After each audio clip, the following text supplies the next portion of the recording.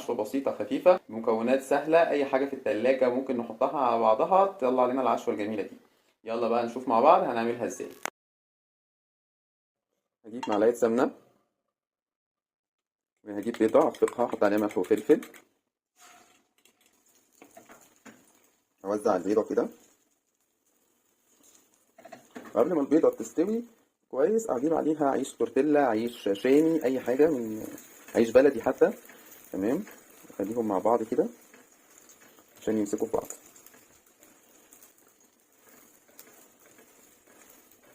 اقلبها على الناحية التانية. ممكن بقى احط عليها جبنة رومي، جبنة شيدر، اي حاجة. تمام، اي حاجة متوفرة عندي احطها عليها.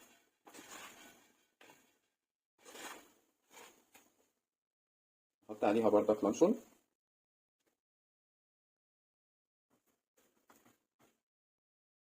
تمام، وابدأ اقفل بقى عليها من الجنبين كده.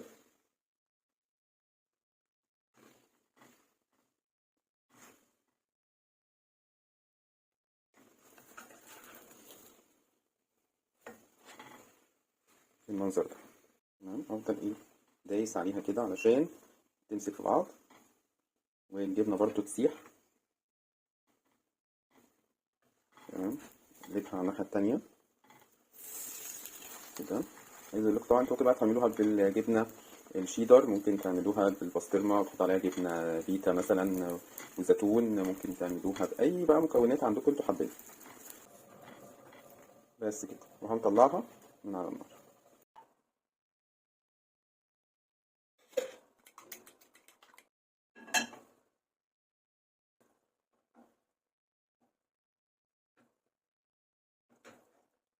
العيش كده.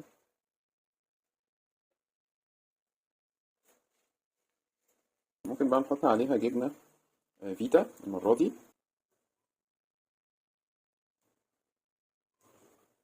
انت بقى على حسب ما بتحبي ايه، اي حاجة انت عايزاها تحطيها. وهنحط عليها بسطرمة مثلا.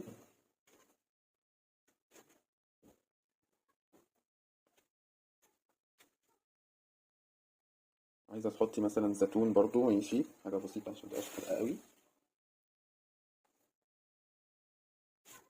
وهنقلب بقى زي ما اتفقنا ايه، النص ده كده والنص ده كده.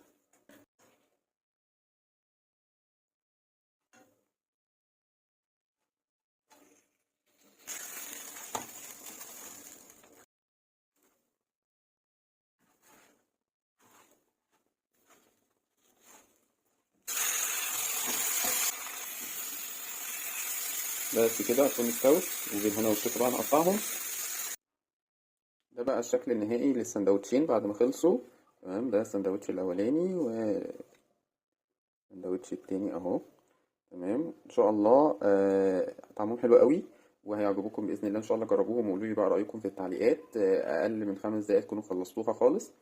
وان شاء الله اشوفكم على فيديو جديد. لو عجبكم بقى الفيديو ما تنسونوش تدعموني باللايك والشير والاشتراك في القناه. والسلام عليكم ورحمه الله وبركاته.